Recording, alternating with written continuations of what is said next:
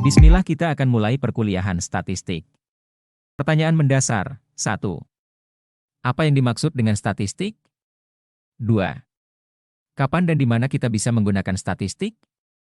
3. Mengapa perlu statistik? 4. Bagaimana menggunakan statistik? 5. Teknik, prosedur apa saja yang ada di dalam statistik? Pengertian statistik. Asal kata statistik, statia catatan administrasi pemerintahan dias, stotsos anak panah, bahasa Yunani, sesuatu yang mengandung ketidakpastian, pengertian, statistik data, statistik ukuran sampel, dugaan dari parameter, statistik ilmu yang mempelajari cara pengumpulan data, pengolahan data, analisis data serta penyajian data sehingga menjadi suatu informasi yang berguna bagi pengambilan keputusan. Contoh penggunaan statistika, di bidang akuntansi, perusahaan akuntan publik seringkali menggunakan prosedur pengambilan sampel, contoh, yang memenuhi kaidah-kaidah statistik ketika melakukan audit terhadap kliennya. Di bidang keuangan, penasehat keuangan menggunakan berbagai jenis informasi statistik, termasuk price earnings ratio dan hasil dividen, untuk membantu dalam memberikan rekomendasi investasi. Di bidang pemasaran, pengambilan sampel masyarakat sebagai calon konsumen untuk diminta pendapat tentang produk yang akan diluncurkan oleh suatu perusahaan seringkali menggunakan kaidah statistik. Di bidang ekonomi, para ahli ekonomi menggunakan prosedur statistik dalam melakukan peramalan tentang kondisi perekonomian pada masa yang akan datang. Syarat data yang baik. 1. Data harus objektif, sesuai dengan keadaan sebenarnya. 2. Data harus bisa mewakili, representatif. 3. Kesalahan baku, standard error, harus kecil. Suatu perkiraan, estimasi dikatakan baik, memiliki tingkat ketelitian tinggi, jika kesalahan bakunya kecil. Syarat kedua ketiga sering disebut sebagai syarat data yang dapat diandalkan, reliable. 4. Harus tepat waktu. 5. Harus relevan, yaitu data yang dikumpulkan harus ada hubungannya dengan masalah yang akan dipecahkan. Data adalah sekumpulan datum yang berisi fakta-fakta serta gambaran suatu fenomena yang dikumpulkan, dirangkum, dianalisis dan selanjutnya diinterpretasikan. Variabel dari data kuantitatif dibagi menjadi dua, yaitu 1. Variabel diskrit, adalah suatu variabel dengan nilai yang dapat dihitung atau terbatas. 2. Variabel kontinu, adalah variabel dengan nilai tidak terbatas yang dapat diukur atau dicatat sampai tingkat kesempatan yang diperlukan. Data menurut skala pengukuran terbagi atas 4 jenis. 1. Data nominal, sifatnya hanya untuk membedakan antar kelompok. Contoh, jenis kelamin, laki-laki atau perempuan, jurusan dalam suatu sekolah tinggi, misal, manajemen atau akuntansi. 2. Data ordinal, cirinya selain memiliki sifat nominal, juga menunjukkan peringkat.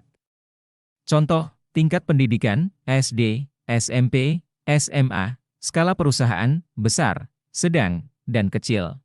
3. Data interval, cirinya selain memiliki sifat data ordinal, juga memiliki sifat interval antar observasi dinyatakan dalam unit pengukuran yang tetap, contoh, temperatur, dan yang keempat adalah data rasio. Cirinya selain memiliki sifat data interval, skala rasio memiliki angka 0, 0, dan perbandingan antara dua nilai yang mempunyai arti. Contoh, tinggi badan, berat badan, waktu, jenis data menurut sifatnya. 1.